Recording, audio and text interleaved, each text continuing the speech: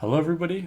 My name is Finn. I'm going to be showing you today how to sort of build a game for publish and like to release it on Steam, specifically for multiplayer, but also this can be for single player, depending how you want to sort of take the information of this video. I sort of built a template. Um, I can pull it up here, but I built a template so that people can easily just download the template off of GitHub and sort of just immediately get into the project. So this project is basically a single player, multiplayer, and then you can click multiplayer, you can choose public. This will connect to the Steam servers, and then the local will connect to the local sort of network. So we can do that. And you can see here, I can walk around, and let me actually create two of these.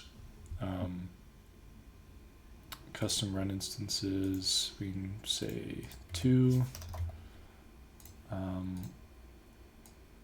Okay. And this works for 4.3. I just downloaded the new Steam version. But here, the reason I made this is because it was very hard to sort of like work on a multiplayer game and like connect to public servers, but also like there's an issue where you had to have two Steam accounts for like to basically test things in multiplayer publicly. I decided to go ahead and make this process a bit easier. So instead of clicking like public, which is like the normal sort of like release game, right? You click local and you can press host to host on your own network. And then you can kind of open up two instances and then you can see each other in the game. And this works exactly like if you were to sort of just play publicly.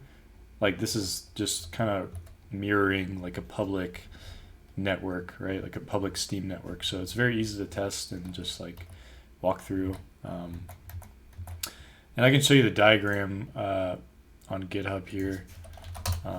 Let's do that.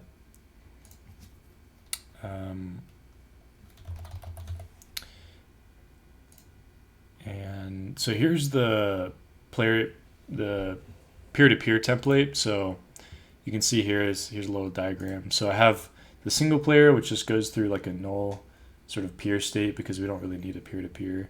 It'll create like a lobby or whatever and spawn the player with just the player in it. And then multiplayer, we can connect to if we click public, we can connect to the Steam multiplayer API, and then we host it. And then if we don't host it, then it'll just show us like a lobby list, and I can sort of show that.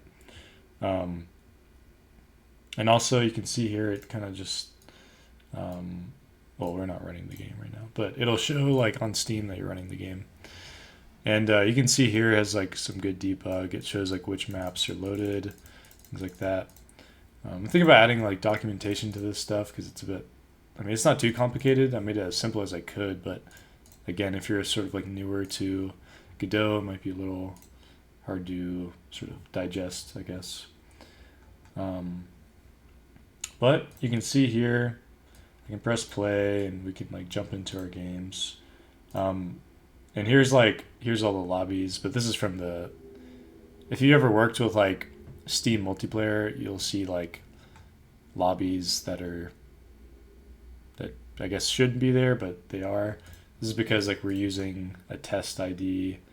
I'm not going to get into that, but this app ID is like a testing app ID for your own game. But again, this is just like a structure I built to sort of easily debug and to work on Steam multiplayer games without having to actually connect to Steam multiplayer. Because a lot of the times we just want to debug on our local machine and just like run games with multiple instances like this. And then we can just easily connect and test our game out, right? And that's sort of the goal of this project. I don't know if I'm fully explaining it right, but this is sort of the idea. And I gave some prerequisites, just Godot 4.0.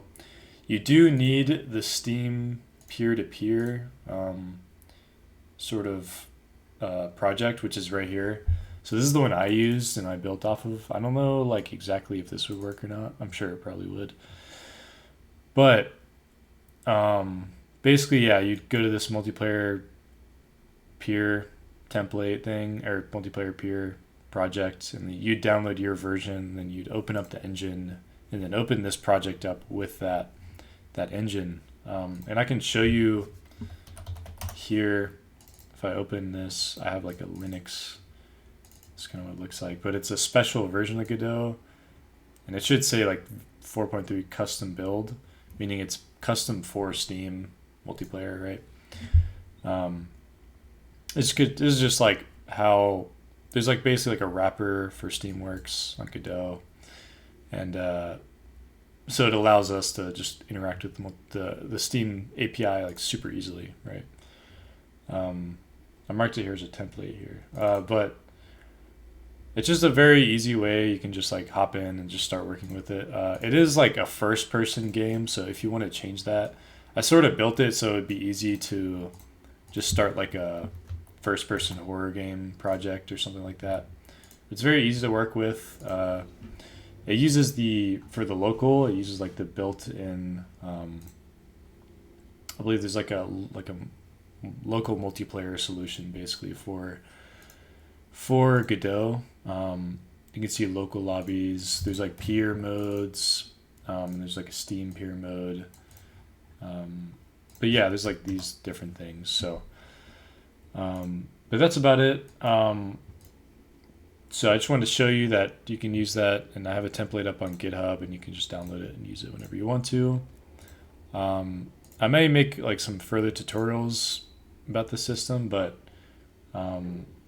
this is about the easiest this is the most simple I can make it for now. I think it's pretty well done. I mean, there's things that could be done better, but it's like the most bare bones I could have gotten it. So